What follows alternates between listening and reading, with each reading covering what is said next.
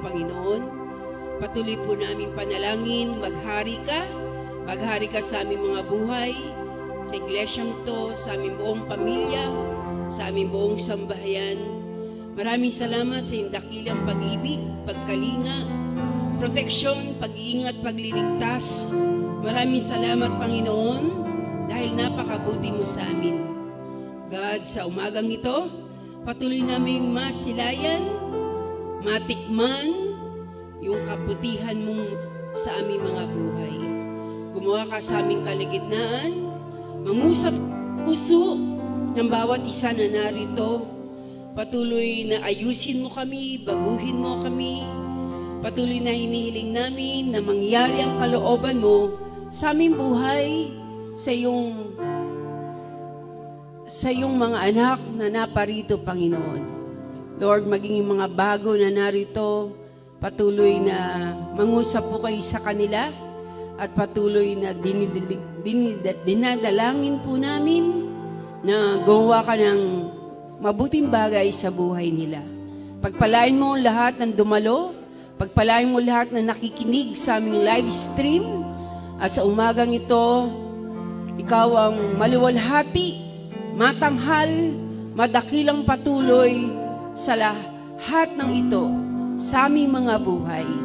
Salamat po sa iyong mga salita na patuloy na nagbabago ng aming mga buhay. Gabayan kami ng iyong banal na Espiritu at ang lahat ng pangungusap ng Espiritu Santo, pakikinggan namin, tutuparin namin sa aming mga buhay. Salamat po, Ama, sa iyong dakilang pag-ibig at napakabuti ng hangarin mo sa bawat isa.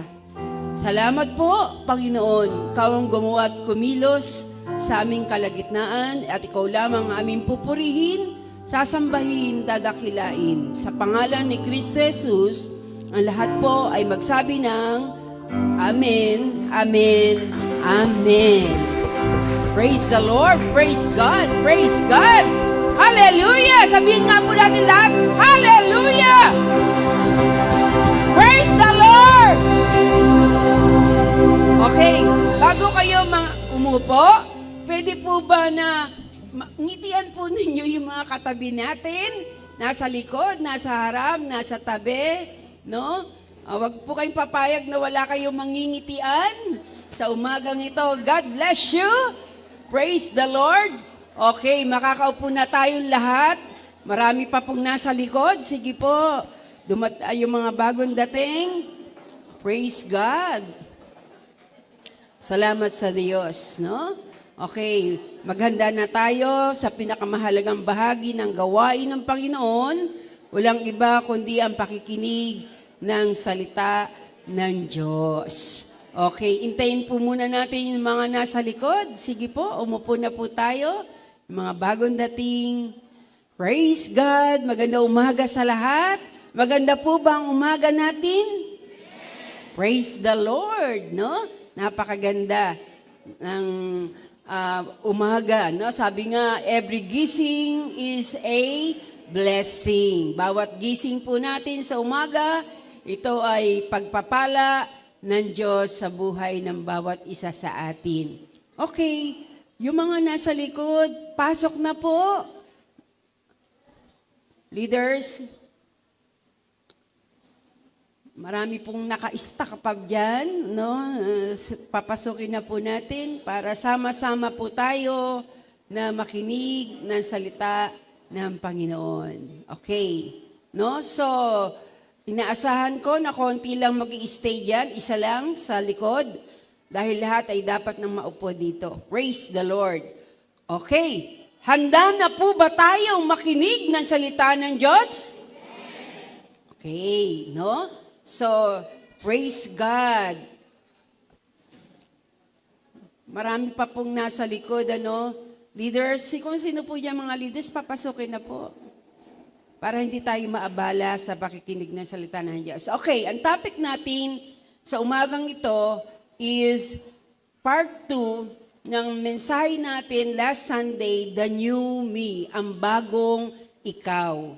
Bago na ba tayo?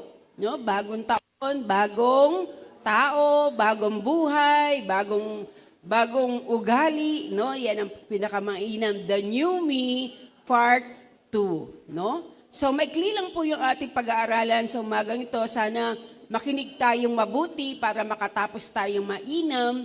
At sikapin po natin, bawat salitang naririnig po ninyo, papasukin natin to sa ating mga puso. Ang salita ng Diyos ay ilawan ng ating mga paa at liwanag sa ating landas. No? Kung gusto natin na matanglawan tayo ng salita ng Diyos, mag-guide tayo ng salita ng Diyos, simulan natin ang taong ito na nakikinig mabuti ng kanyang mga salita. Okay, 2 Corinthians 5:17. Sana po ay memory verse natin ito. Napaka gandang salita ng Diyos, ang 2 Corintios 5:17. Sabi po diyan, kaya't kung ang sino man ay na kay Kristo, siya'y bagong nilalang. Ang mga dating bagay ay nagsilipas na, narito sila'y pawang naging mga bago. Therefore, if any man be in Christ, he is a new creation or creature. All things are passed away. Behold, all things are become new. Okay, last Sunday, we heard the part 1 of the new me. Narinig natin yung unang bahagi ng part 1 ng the new me, ang bagong ako. At marami po mga kapatid na na-bless. Na-bless po ba tayo sa part 1? O makinig tayo mabuti kasi itong part 2, lalo tayong mabe-bless, no? We heard that our God is a God of chances. Ang Diyos na ating pinaglilingkuran, ang Diyos ng mga pagkakataon. Binibigyan niya lagi tayo ng pagkakataon na magbago, binibigyan niya tayo ng pagkakataon na maayos ang ating buhay, binibigyan niya tayo ng pagkakataon na magsisi sa mga bagay na dapat natin pagsisihan. No? He is a God of second chances, third, fourth, fifth chances, at marami pang pagkakataon. So, kung marami tayong failures, marami tayong kapalpakan, last 2024, we can start all over again. Pwede tayong magsimulang muli. No? So, kung may mga bagay na dapat itama na natin. Kung may mga bagay na dapat baguhin na natin. Kung may mga bagay na tayong dapat ayusin na natin. Kung may mga bagay na dapat tayong alisin sa buhay natin, alisin na natin. Kasi hindi ito magpapagaang ng bagong taon natin. At tandaan po natin, kakambal ng bagong taon ang tinatawag na pagbabago. Sabihin nga natin lahat, pagbabago. Pag sinabing bagong taon, kasunod nito ay pagbabago. No? Tiyak na may nababago sa atin. Ang hairdo, ang hairstyle, no? Yung iba nagpapariban, yung iba nagpapakulot, no? Yung mukha nababago. Kahapon nga sa follow-up namin, may nakausap kami, wow, meron bago na pala ngayon, hindi lang rhinoplasty. No? Yung, may mga, tawag ito, mga enhancement na ginagawa para tumangos ang ilong, gumanda ang kutis, no? Meron mga ganon. Sasabihin natin na pati mga kasuotan, nagbabago, yung pananamit natin, yung mga gamit natin, bagong cellphone, may mga bagong sasakyan, no? Hindi masama yan. Kung meron tayong pambili, kung meron tayong pambayad, okay lang yan.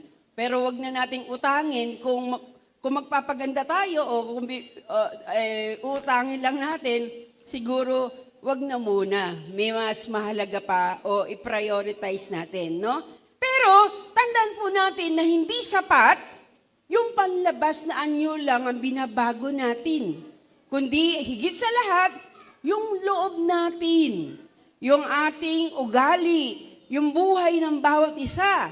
Nga ibig sabihin, tayo mismo, yung karakter natin, ang dapat mabago. Okay, ang tanong, paano ba tayo magbago? ano yung dapat iayos o iwan na natin. Ang sabi sa 2 Corinthians 5:17, ang kaya't kung sino man nakakristo, siya'y bagong nilalang. Ang mga dati, yung luma, yung dati, yung dating ikaw, yung dating ugali, yung hindi magandang ugali dati, ay iiwanan mo na. No? Kaya kinakailangan may mabago. May mabago, no? Okay, so ano yung noong nakaraan nagbigay ako sa inyo ng mga example o yung mga magandang New Year's resolution. At sa umagang ito, makinig kayong mabuti kasi marami kayong matututunan ngayon, no? Kung gusto natin ng pagbabago, may mga bagay tayong dapat iwasan. Number 1, I recommend this, brothers and sisters. Iwasan natin sa bagong taon na ito, dahil bago pa ng taon, sabihin nyo nga sa katabi nyo, Happy New Year again. Happy New Year, no? Bago pa rin ang taon, no? Okay, so, anong dapat natin iwasan? Number 1, I recommend this one. Iwasan ang makipagtalo o makipag-away. Hello? Hello? Ng 2024, ewan ko sa inyo kung sino sa inyo yung may nakatampuhan, may nakasamaan ng loob, may nakipagtalo kayo, nakagalit, kaibigan sa FB, family members, kasama sa work, kapatiran, kaklase, no? Anyone. So, ngayong 2025, iwasan na natin ang makipag-away at makipagtalo. Kapatid, listen, maikli lang ang buhay ng tao. Tama po ba? Sayang ang bawat araw na pinahihiram sa atin ng Diyos kung gugugulin kung pupunuin pa natin ito ng mga araw na pakikipag-away sa iba, pakikipagtalo sa kapwa natin, hindi maganda. Lalo na ang mga mag-aasawa dyan, iwasan yung awayin ng ang inyong asawa.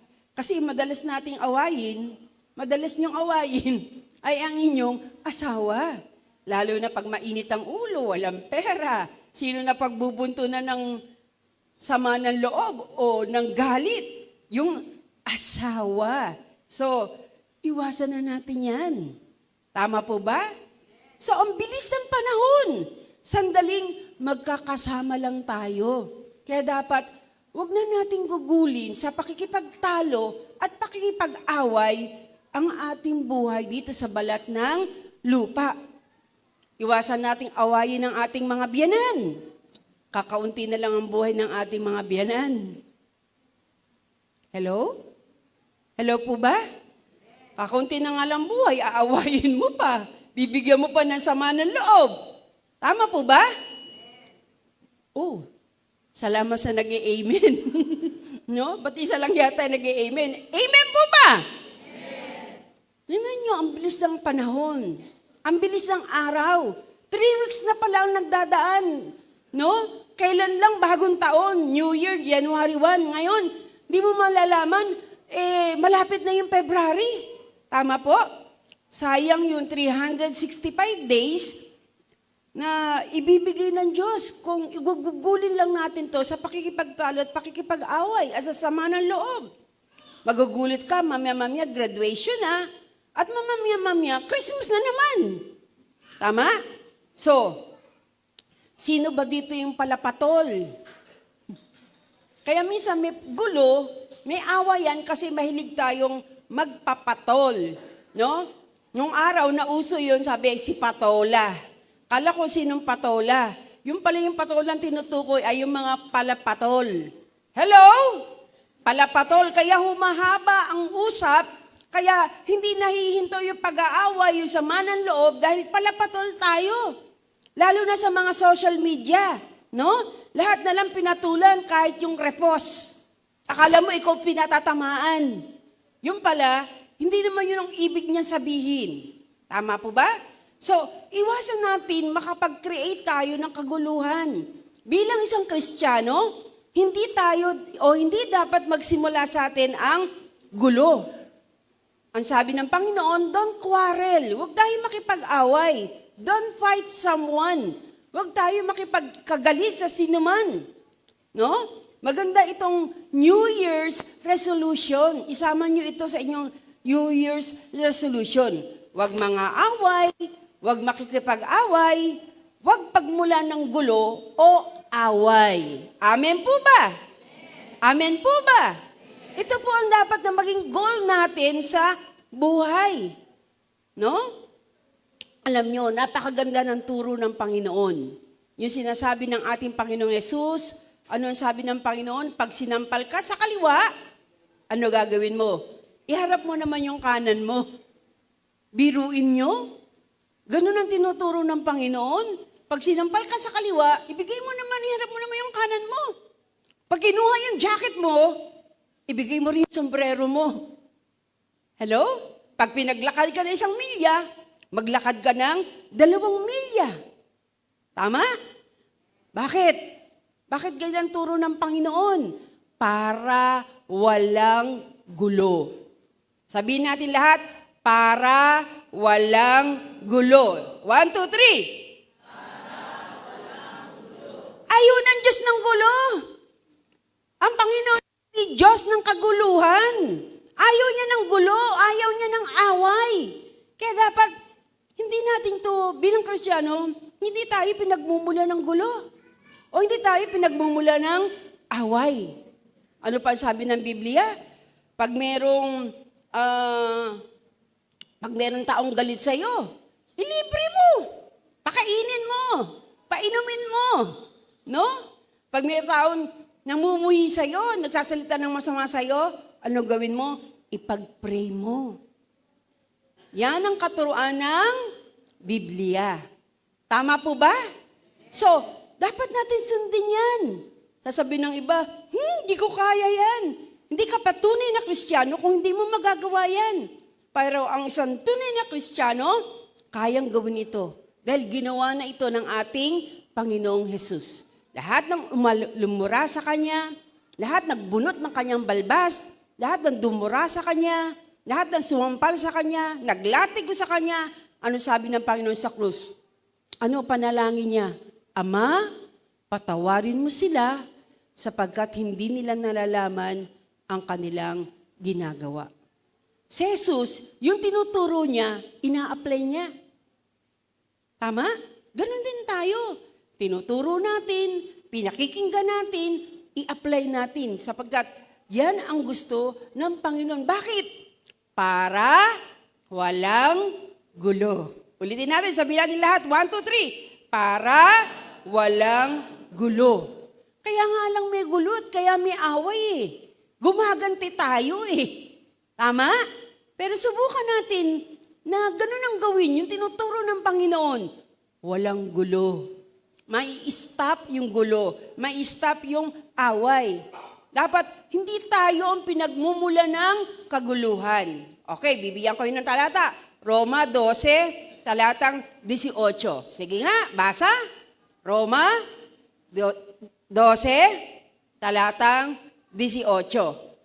Okay. Romans 12, verse 18. No? O basahin natin lahat. 1, 2, 3. Kung maaari, ayon sa inyong makakaya, ay magkaroon kayo ng kapayapaan sa lahat ng tao. Dito, puting balita, dito sa Romans 12:18, sabi, hanggat maaari, makisama kayong mabuti sa lahat ng tao. Ganyan din ang sinasabi. Sabi diyan, ayon sa inyo kaya magkaroon kayo ng kapayapaan sa lahat ng tao. Dapat at least tayo sa lahat ng tao. Wala tayong kagalit, wala tayong kaaway. Ibig sabihin ng Panginoon, dapat may mapayapa ka, may kapayapaan ka sa lahat ng tao. Wala kang kagalit, wala kang kaaway. Tama po ba? Bakit gusto ng Diyos na wala tayong kagalit at kaaway? Dahil gusto niya lagi tayong masaya. Masaya po ba yung lagi may kagalit? Masaya po ba yung may kaaway? Hindi. Tama. Masaya ka ba kapag kaaway mo biyanan mo? Masaya ka ba pag kaaway mo yung asawa mo? Hello? Di ba hindi? Hindi ka masaya, hindi rin siya masaya. Kaya miserable ang buhay. Ayos lang tayo ng Diyos. Ay ng Diyos na magkaroon tayo ng miserableng buhay. Gusto niya punuin natin ang ating buhay ng kasiyahan, ng kapayapaan, ng kagalakan. Amen? Amen po ba? So, no? Kaya dapat, wala na tayong kaaway. May kaaway pa ba kayo? Makipagbati na kayo. No? Dahil yun ang sinasabi ng Biblia. Hindi tayo sasaya kapag may kaaway tayo. Hindi tayo sasaya kung lagi tayong nakikipagtalo. Kung may mga bagay tayong laging iinis, sinasayang lang natin ang buhay natin sa babaw ng lupa kapag tayo ay laging nakikipag-away at nakikipagtalo sa iba't iba tao. Alam niyo po ba na may iba't ibang uri ng pakikipag-away? May pakikipag-away na batuhan, di ba? Batuhan, di ba? Minsan sa kalsada, nagbabatuhan, pakikipag-away yun. Meron naman pakikipag-away na barilan, nakikipagbarilan. Meron namang pakikipag-away na bungangaan. Hello? Alalalala. Pag sumigaw si isa, mas lalo lalakasan mo pa yung sigaw. Diba? May iba naman na palitan ng mga usap. Palitan ng usap. Mayroon naman na away, na delikado. Ano yun? Yung walang imikan. Walang kibuan. Walang pansinan. Eka nga, deadma. Hello? Yan po yung hindi magandang away. Hindi mo alam kung ano nasa loob. Di po ba? Tama po ba? No? Yan ang mabigat na away. No? Bakit hindi maiwas-iwasan ng iba ang sama ng loob? Bakit hindi nila maiwasan yung awayan? Bakit parang di maiwasan yung tinatawag na sama ng loob, pakikipag-away? Ano nga ba dahilan? Number 1, makinig kayo, because of misunderstanding. Kaya hindi naiwasan minsan pakikipag-away dahil tinatawag na misunderstanding. Pag sinabing misunderstanding, hindi nagkakaunawaan. Subukan ninyo na may misunderstanding. Pag may misunderstanding, tiyak, may gulo, may away. Pag may misunderstanding, may hindi magandang mangyayari kapag may misunderstanding. Hindi kayo magkaintindihan. Kaya napakalaga na nagkakaintindihan. Tama po ba? Example, bibigyan ko ng example. Halimbawa, sabihin ng isa, tinapakan niya ako. Sasabihin, hindi kita tinapakan, natapakan. Iba yung tinapakan sa natapakan. Tama po ba? Yung natapakan, hindi mo sinasadya. No? So, misunderstanding yun. Akala mo tinapakan ka, pero hindi naman sinasadya. Natapakan ka lang. Tama? Tama po ba? So, mag-ingat tayo sa mga ganyan, yung mga misunderstanding. Hindi pagkakaunawaan. No? So, yung social media, ito yung napakaraming misunderstanding. Kaya nga tinuturuan tayo, think before you click. Before you send emoji. Before you comment, no? So, minsan akala mo ikaw pinatatamaan, nag-comment ka kaagad. Mabigat yung comment mo. Sinaktan niya ako, Sasaktan ko rin siya. Mas masakit pa. Paano tayo magbabago? Kung hindi natin kayang umunawa agad. No? So, yung mensahe, kaya nga minsan, bihira ako mag-text o mag-chat. Kung may kailangan o mga sensitive na matters, hindi ko chinachat. Hindi ko tinetext. Ginagawa ko, tinatawagan ko. Dahil minsan, iba yung pagkaunawa ng ibang tao sa text mo o sa chat mo sa gusto mong ipahiwatig. O gusto mong sabihin. no? So, yung mensahe ng chat at mensahe ng text ay nag-iiba ang kahulugan depende kung sino o paano ito binabasa. Tama po ba? So, ang naglalagay ng emosyon sa text o sa chat ay walang iba kundi yung nagbabasa. Pasok po kayo. Ano nga po yung bago? Salamat po. No? So, payo. Ito ang payo. Payo para masolusyonan ang misunderstanding. Gusto niyo po bang malaman ang solusyon ng misunderstanding? Gusto niyo po bang malaman yung solusyon ng misunderstanding? Kung ang misunderstanding ang dahilan ng maraming pakikipagtalo o pakikipag-away, dapat tandaan niyo kung ano solusyon. Ang solusyon ng misunderstanding ay yung tinatawag na pakikinig. Listen. Listen! Makinig ka. Kasi, alam niyo po ba, ito yung cure. Pag-usapan niyo. No? Ito yung cure. No? Dapat makinig tayo. Kaya nga tayo, 2 ang tenga at 1 lang ang bibig. Ilan po ba tenga ninyo? Ilan po tenga ninyo? Ilan po ang bibig? Mas marami ang tenga kesa sa bibig. Kasi mas gusto ng Diyos na nakikinig tayo kesa nagsasalita. Santiago 1, talatang 19. Sige nga, basa. Santiago 1, talatang 19. Dito sa Bible ko, sige, paplash siya ni Sister Shane. James 1:19. Sabi po dito sa Bible ko, mga kapatid ko minamahal, unawain niyo ito. Maging listo kayo sa pakikinig. Mag-ingat sa pananalita at hindi agad nagagalit. Napakaganda. Payo ni Santiago. Basahin po natin. 1, 2, 3. Nalalaman ninyo ito, minamahal kong mga kapatid, ngunit magmaliksi ang bawat tao sa pakikinig, magmakupad sa panalita, magmakupad sa pagkagalit. Praise God! Yan ang turo ng Biblia, napakaganda.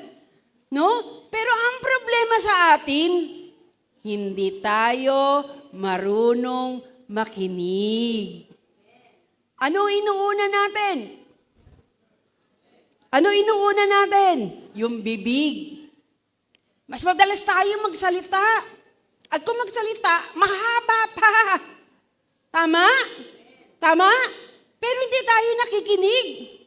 Ngayon, kung yan ang gagawin natin, mas marami ang salita kaysa sa pakikinig, ang resulta niyan ay gulo at away. Naintindihan po ba natin? So listen muna, makinig ka muna. Pakinggan mo yung side niya. No? Pangalawa, alamin mo muna ang totoo, mag-verify ka. Tandaan po natin, listen, pag may usap kayong narinig, wag agad kayong maniniwala.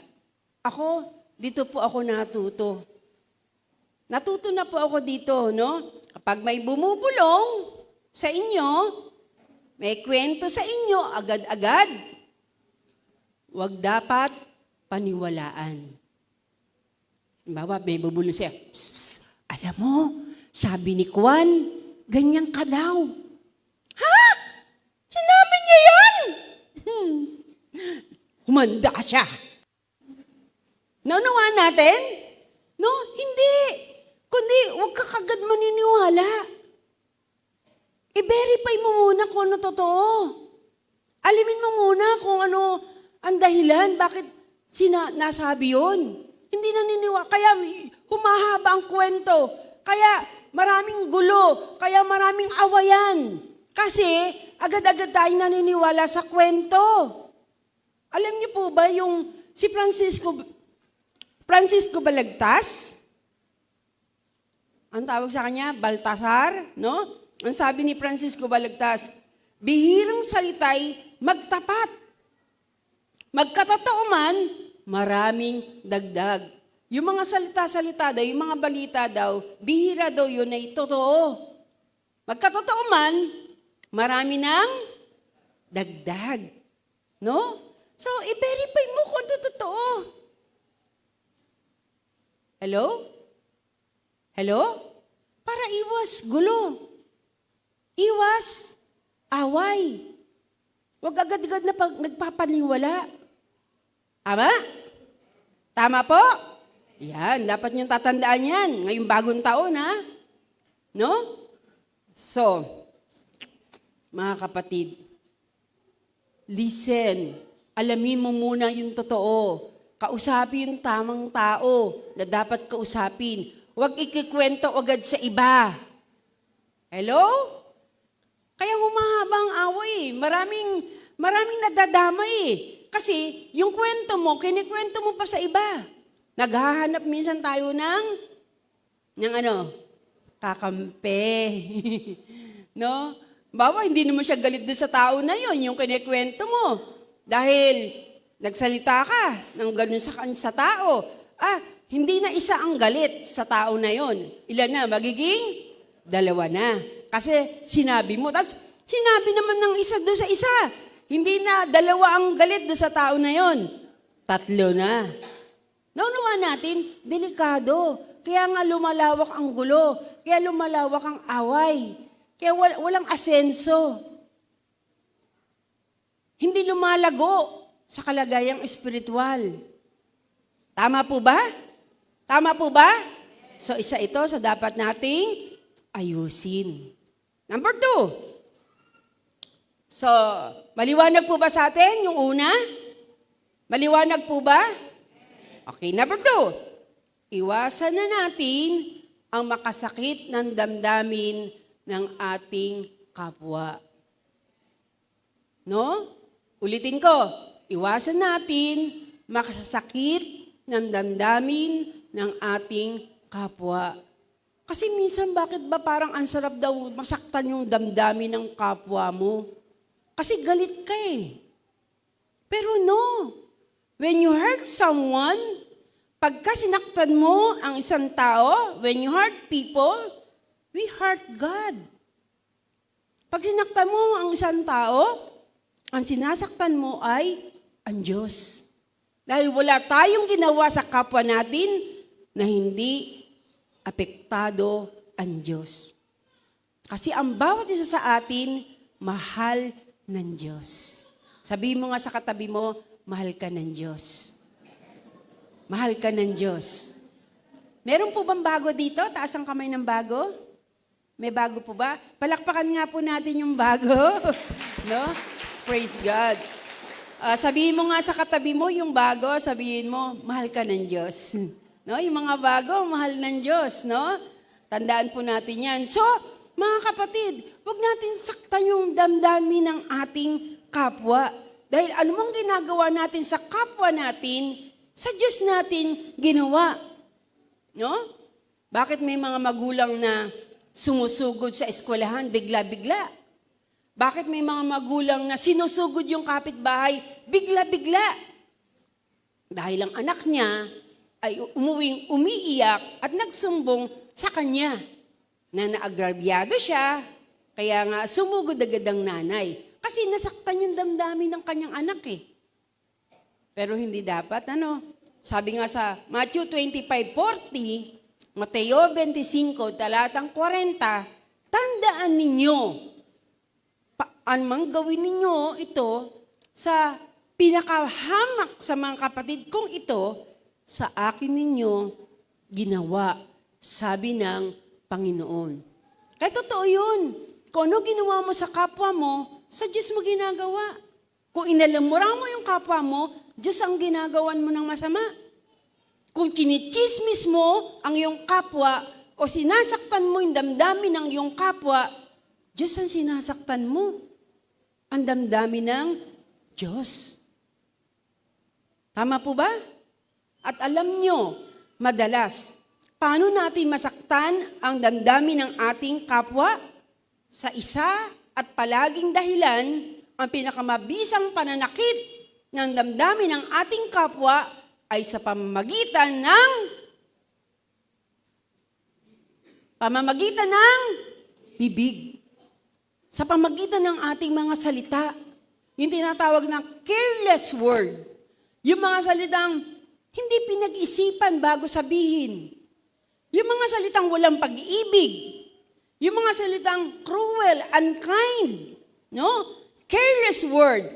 Tandaan natin, napakahalaga ng salita. Words can heal and words can kill. Ang salita ay pwedeng magpagaling sa sinuman tao, pero ang salita rin ay pwedeng makapatay ng isang tao. Tama? Pag lagi yung tao, sinasabi mo, wala kang kwenta, napakasama mo. Yung tao na yun, ay magiging gayon sa sinasabi mo. Kaya dapat huwag tayo nagsasalita ng masama sa sino man. Ama? Tama po?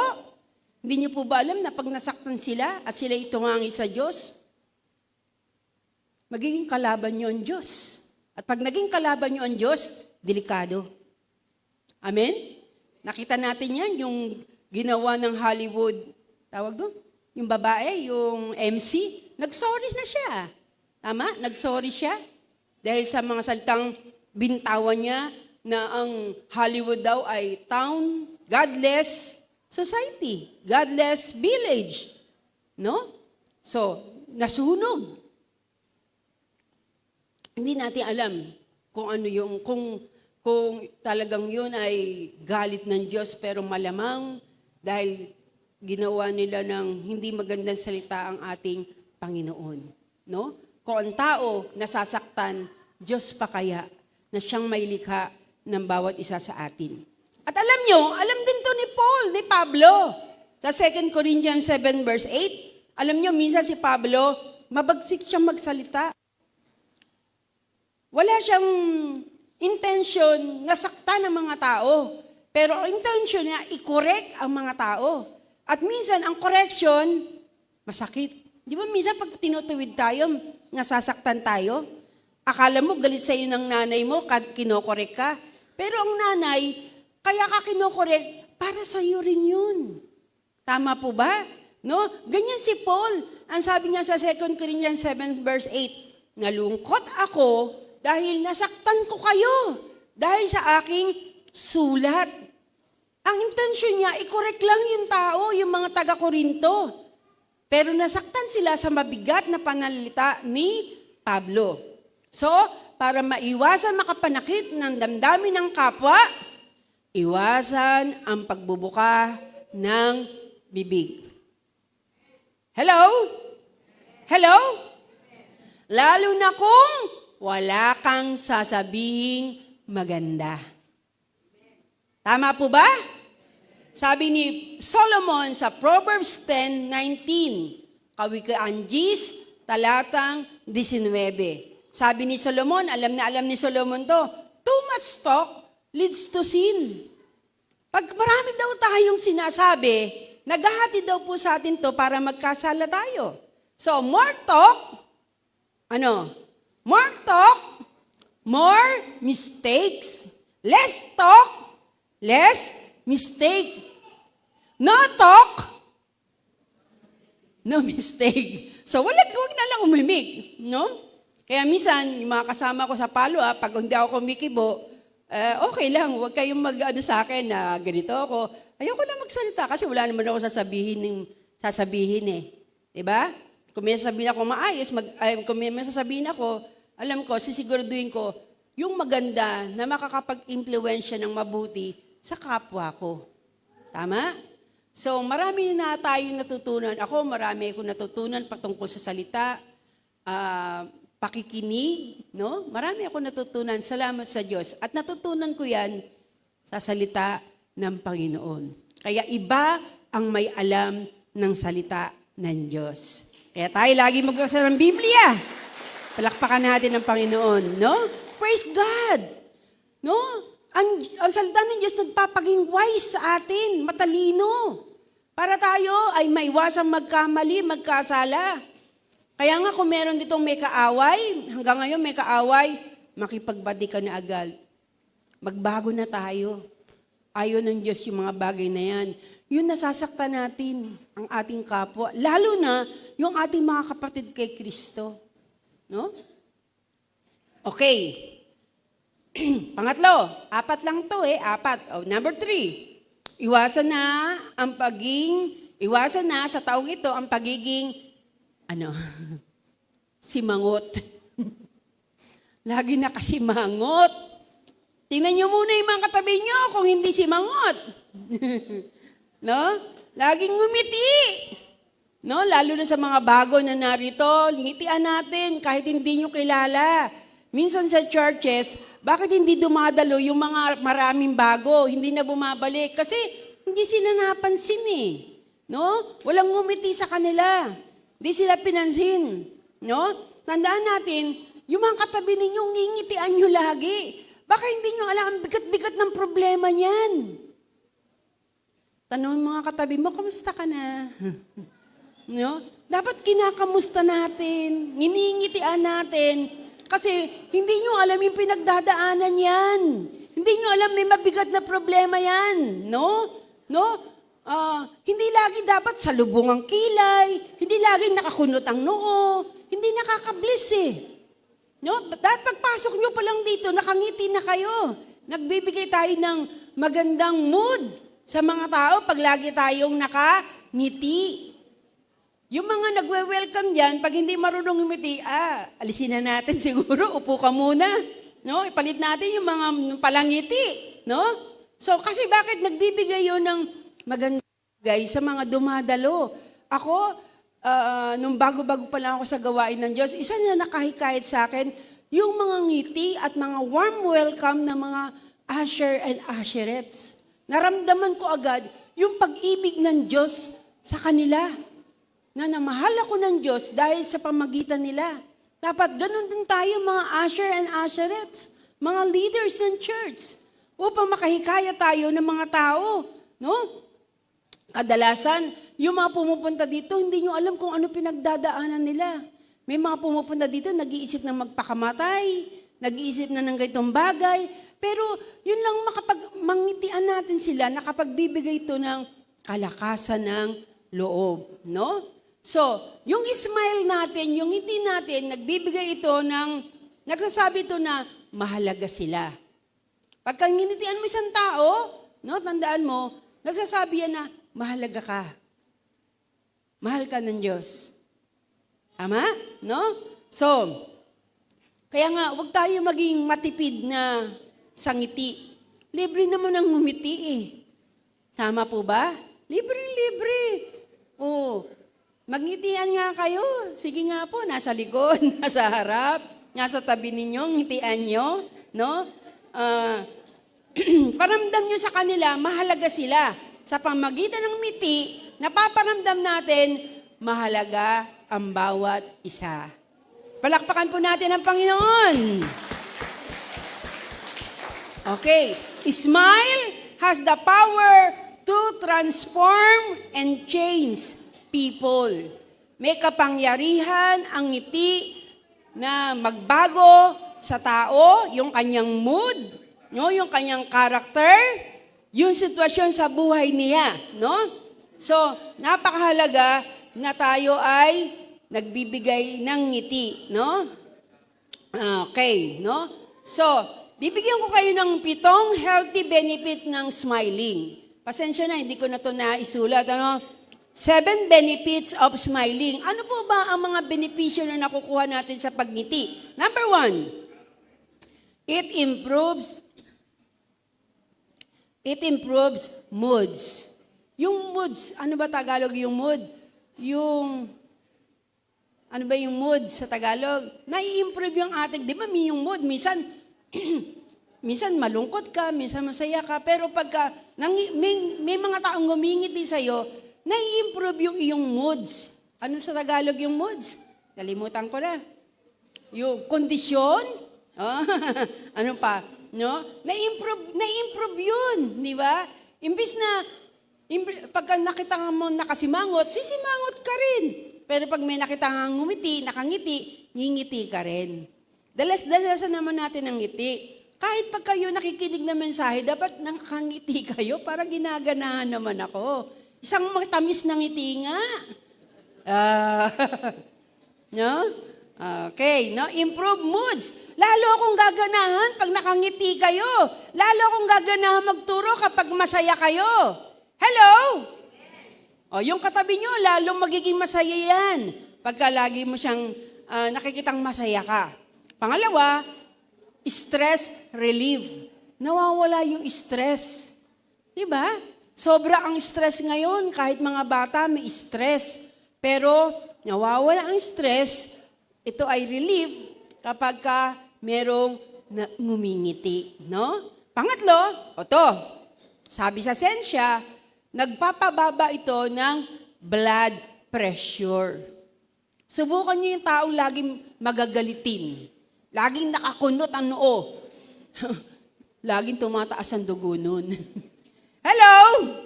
Pero subukan nyo, yung laging masaya. Laging nakangiti. Hello? Sila yung mga taong,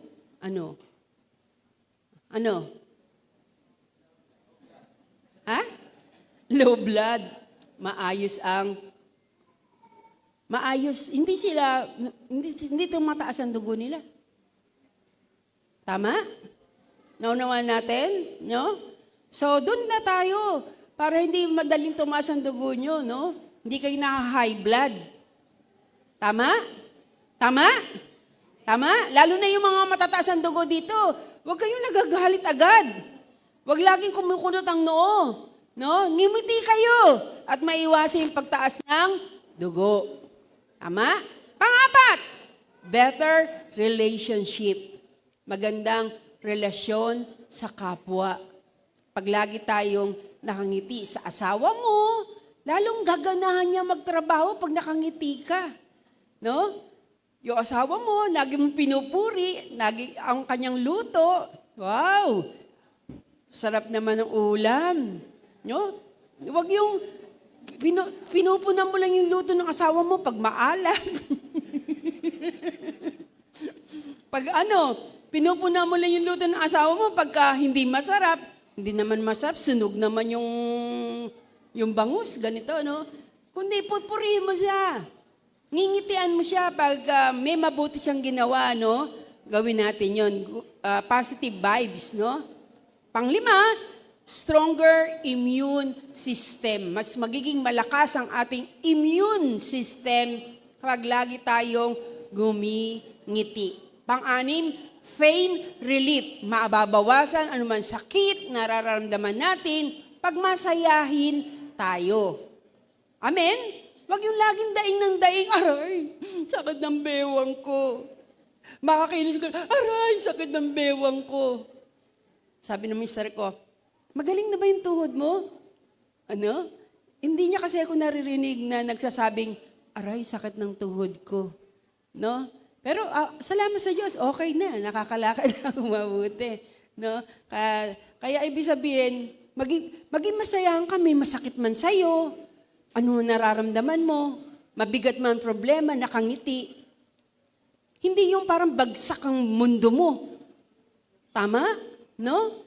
Hindi, sabi nga, kahit ang biyaya, hindi papasok sa bahay mo, sa buhay mo, kapag lagi ka nakasibangot. Tama? Tama po ba? Kaya dapat, gawin natin yung laging masaya. Dahil may Diyos tayo. Dahil may pag-asa lagi tayo sa Panginoon. Amen po ba? Pang-pito, longer, hahaba ang ating buhay pag lagi tayong masaya. Humanap kayo dito ng taong masayahin. At makikita mo, 60 years old na siya, pero mukhang 50 pa rin. Hello? Ay, tingnan si ating, ating Remy. 60 na yan, pero mukhang 50 lang. Kasi masiyahin eh. Hello? Hello po ba? Tama po ba? Tama, ganun. Gayahin natin. Ano man pinagdadaanan. No? Na-opera nga yung kanyang binti, pero nakangiti pa rin. May pinagdadaanan, pero nakangiti pa rin. Tama po ba? Gumagaan ang buhay pag lagi tayong masaya. May problema man o wala. May pera man o wala. Dahil si Jesus hindi nawawala sa atin. Yun ang dahilan kaya lagi tayong masaya. Palakpakan natin ang ating Panginoon. Okay, no? Proverbs 17:22. Sabi diyan sa Kawikaan 17:22, smile is the best medicine. Alam niyo po ba? Kung ako doktor, bibigyan ko ng prescription yung mga may sakit. Sasabihin ko, ang kulang lang sa kanila para gumaling sila ay laging maging masaya.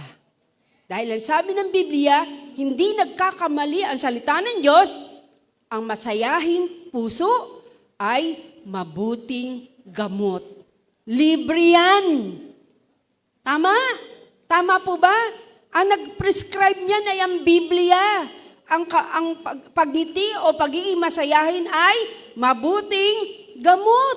Kaya lagi tayong ngumiti. Amen? Okay, ngitian mo muna uli katabi mo. Huwag tayong mapagod ngumiti. Panghuli, number 4. Iwasan ko na. O ano yung dapat natin iwasan? Iwasan na natin pagiging walang pakialam sa mga pinagdadaanan, sa mga may pinagdadaanan sa buhay. Para bang wala tayong pakialam sa mga kasama natin sa bahay, alam natin may problema, alam natin pinagdadaanan, parang wala tayong pakiramdam. No? O yung mga taong kaalam nyo na namatayan, may sakit karamdaman, sila'y lagi nyong kamustahin, dalawin, no?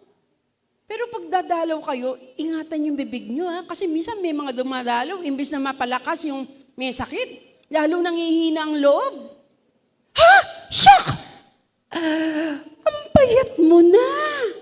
Ba't ka nagkaganyan? Hello? Hello? Nakapagbigay ka ba ng kalakasan ng loob? Lalong manghihina ang loob niyan. Kundi isang tapik lang, isang hawak lang ng kamay, ipag-pray mo siya, lalakas ang loob niyan. Ipaalala mo sa kanya si Jesus ang dakilang manggagamot, lalakas ang loob niyan. No? Isang yakap lang, isang himas lang sa balikat, himas sa ulo, no? No? So, yan ang ginawa ng mga ilang kaibigan ni Job. No? Yung ibang kaibigan niya, sinamahan siya ng 7 araw, 7 gabi, walang salita-salita, kundi sinamahan lang siya. Dinamayan lang siya. At ito nakapagpalakas ng loob, no? Ni Job, no? Sa Job 2:11 at 13. Last, sa huling araw na ito, sa mga araw na ito, magpagamit tayo sa Diyos. Tingnan niyo kung sino yung mga taong kailangan niyong pasayahin. May kilala ka ba ng mga tao na kailangan nilang pasayahin? Basta yung correct relationship sa iyo, ha? Baka gusto mong pasayahin yung ibang asawa ng may asawa. Masama yun. Hello? Hello? No? Yung right relationship. Humanap ka ng taong pasasayahin. Kapatid mo, kaibigan mo, alam mo na may pinagdadaanan, puntahan mo. Maging hulog tayo ng langit sa kanila. Maging taong alam mong galit ka doon. Puntahan mo na siya, makipagbati ka na sa kanya.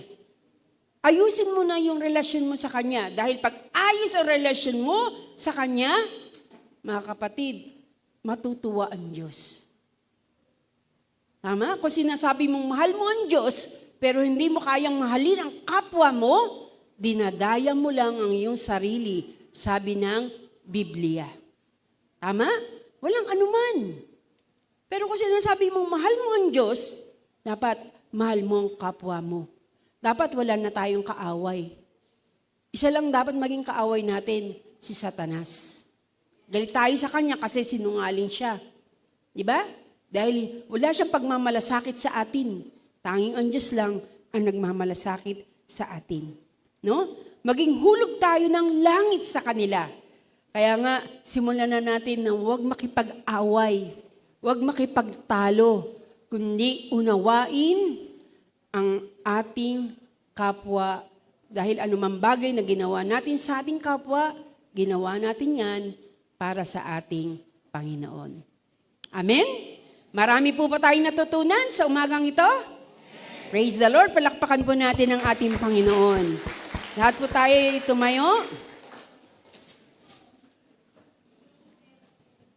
Hallelujah.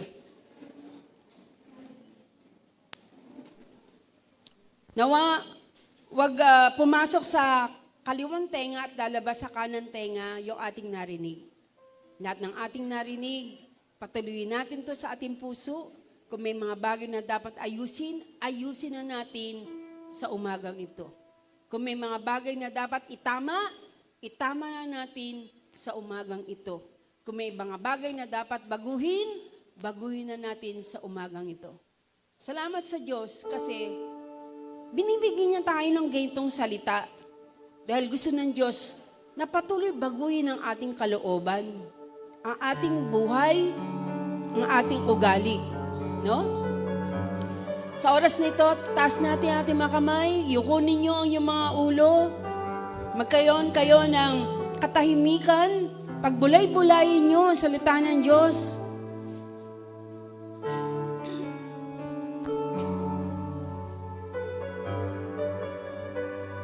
Hallelujah. Alalahanin po natin yung mga narinig nating katuruan ng ating Panginoon. Kung may kagalit ka hanggang sa mga araw na ito, magpatawad ka na.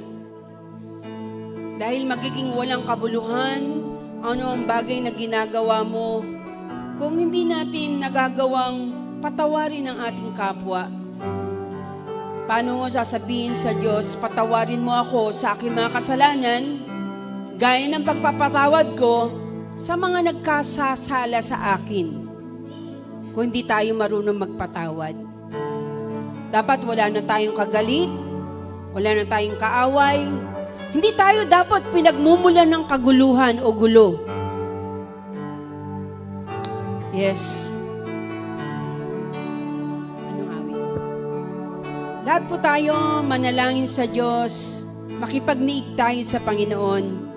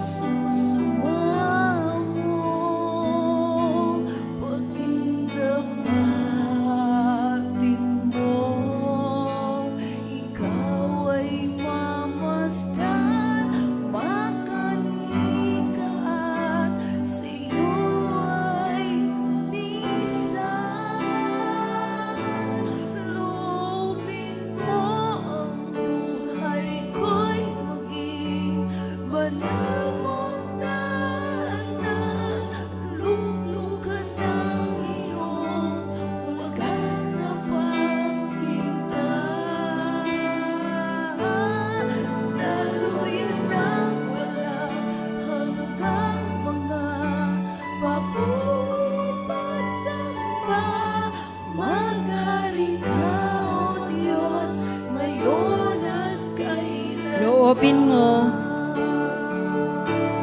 Loobin mo ang buhay ko'y maging banal mong tahanan. Luklukan ng iyong wagas na pagsinta. Daluyan ng walang hanggang mga papuri pagsamba. Maghari ka, O Diyos, ngayon at kailanman. Hallelujah. Manalangin tayo. Una sa lahat, kapatid, maraming salamat sa Diyos dahil nakakarinig tayo ng ganitong mga salita niya. Ang salita ng Diyos, ang isang gamit ay ang pagtutuwid. Pagre-redirect ng ating mga lakad, salamat sa Diyos, tinutuwid niya tayo. Kilala tayo ng Panginoon. Sa oras na ito, kung may mga bagay na natuwid tayo sa pamagitan ng salita niya, huwag nating i-reject ang salita ng Diyos, kundi tanggapin natin na may kaamuan. Papasalamat kami, Panginoon, dahil alam namin ito ang sign na mahal mo kami. Ito ang sign na kami mga anak mo, dahil ang mga anak mo ay tinutuwid mo. Salamat sa pagtutuwid. Salamat po sa paalala ng iyong mga salita. Sa umagang ito, nawa ang lahat ng nakarinig ay mag-atubili, Panginoon, na ayusin ang kanilang mga sarili, itama ang bagay na dapat itama, ayusin ang bagay dapat na ayusin, baguhin ang bagay na dapat baguhin. Sa oras na ito, humingi kami ng kapatawaran sa lahat ng aming nagawang pagkakamali, pagkakasala, pagkukulang. Mga nagawa namin laban sa aming kapwa. Yung mga naichismis namin sila, nakapagsalita kami ng hindi maganda sa kanila, ipagpatawad mo iyon, Panginoon. Kilala mo kung sino sa mga narito ang guilty sa ganitong gawain. Tulungan mo na magpakumbaba ang bawat isa, na aminin ang kanilang mga pagkakamali, aminin ang kanilang mga pagkukulang sa iyong harapan. At sa oras nito, igawad mo sa kanila ang iyong banal na espiritu, mangusap sa kanila na ang aksyon ng kanilang puso ay magbago. Lord, hindi pa huli ang lahat. We can start all over again. Salamat sa chances. Salamat sa mga pagkakataon na pinagkakaloob mo. At sa umagang ito, lumabas ang bawat isa na taglay ang bagong buhay. Kaya nga, kung sino man ay na kay Kristo, siya'y bagong nilalang. Ang mga dating bagay ay nagsilipas na. Narito, sila'y pawang naging mga bago. Na habang kami nagkakaedad, nagkakaroon ng edad, tumatanda, ay hindi kami tumandang paurong, kundi tumandang may pinagkatandaan, na sumusunod, na mainam sa iyo at sa iyong mga salita. Sa oras nito, basbasan mo at pagpalain sila, Panginoon, na umunawa ng iyong salita at isinasagawa sa buhay nila ang iyong mga salita. Pagpalain mo sila, lahat ng narito, maging nakikinig sa aming live stream, i-bless mo po ang bawat isa. Patuloy na baguhin kami ng iyong mga salita. Ikaw ang Diyos na may kapangyarihan magbago sa amin. Ikaw ang Diyos na may kapangyarihan ayusin ang aming mga buhay. Gamitin mo po kami para sa iyong kapurihan at sa iyong kalalwhatian. Lord, inihahandog namin muli ang aming mga sarili sa iyong harapan bilang isang haing buhay, banal at kaaya-aya at kalugod-lugod sa iyo. Gamitin mo po kami para sa iyong kapurihan at sa iyong kalwhatian, para manatili sa amin ang kagalakan, ang tunay na kagalakan na naggagaling kay Jesus, ang tunay na kasiyahan na hindi galing sa mundong ito, dahil yung kasiyahan ng mundong ito ay pansamantala lang, nawawala din agad-agad. Datapwat ang kasiyahan na nagmumula kay Kristo Jesus sa kanyang mga salita ay ang kasiyahan nagpapatuloy magpakailan-kailan paman. Lord, i-bless mo ang bawat isa sa amin, ang bawat buhay ng mga kapatid na narito, ng aming mga mahal sa buhay. Lord, sa oras na ito, anuman ang kahilingan nila sa iyo, anuman ang mga panalangin nila sa iyo, anuman ang mga hinihiling nila sa iyo, kayo po magbigay ng katuparan.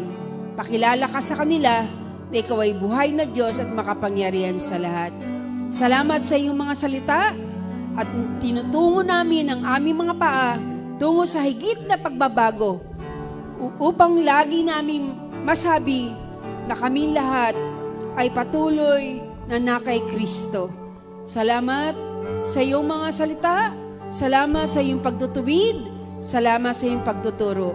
At sumayo ang kapurihan, kaluhatian, karangalan, paghahari, ngayon at magpakailanpaman.